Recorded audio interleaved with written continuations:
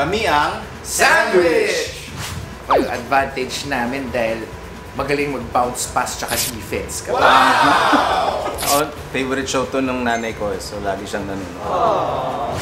Sa Kyushe, umuwi na kayo. Yari kayo. Ang masasabi ko sa kanila, fighter! Haba namin set namin. Damihan niyo ang kain! Nag-survey kami ng 100 Pinoy. Okay. We need the top 5 answers. Okay. Ano ang karaniwang inihahagis? Bola. Tama. Tama. Sipa. Mali. Chinelas. Mali. Ah.